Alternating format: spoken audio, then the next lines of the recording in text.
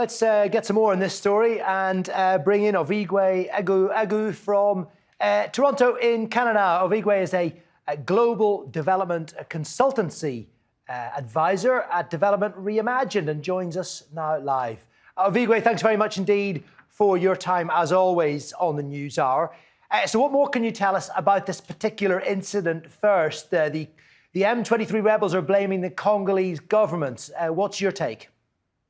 Yeah, I think, first of all, it's important to mention that it's a very complex and very fluid situation with both sides blaming each other. It's not particularly clear who exactly perpetrated the attack. It's possible some elements want to sabotage the rally that was being organized by the M23. So I think overall, what's most important is that people in the region occupied by the M23 rebels are actually not fully in support of the M23, and also at the same time they're also critical of the Congolese government. So it's very complex trying to navigate the minds of people in that region. And how do you think this is going to play out, Ovigwe? You monitor the situation very closely, I know, and it does appear that things hang in the balance, but the M23 rebels and their backers are making significant gains in the east. How do you think it's going to play out in the days and months to come? Yeah, so first of all, we have to understand that Goma in the east, the city of Goma, is about 2,700 kilometers from Kinshasa. So when we hear M23 talk about marching towards the capital, that's a huge stretch. They won't be able to manage the supply lines. That said, the Congolese army is actually in a very, very deplorable state. It's overwhelmed, and that's for several reasons. Morale is low.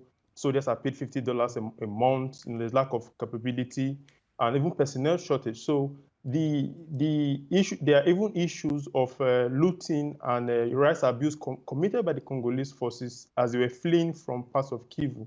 So it's one of a weak army faced with a very belligerent and strong militant force. And I think at some point the Congolese government will have to think about dialogue, because it really does not have the forces to mount a resistance against the M23, at least not to the extent it wants to. Exactly, and with that sort of perceived security absence or security vacuum there, if you suggest that they're going to have to take part in dialogue, what ultimately will that mean? Will they have to give up some territory?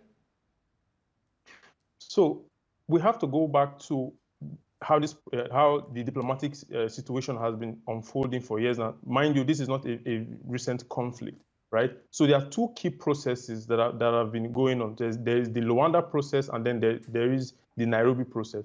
What essentially they are trying to achieve is to remove the fighting component, no kinetic engagement. Let us sit down and discuss, root causes of the clash, and the conflict itself can then be resolved. I think Congo wants to maintain its territorial integrity. That's any state would want to do that.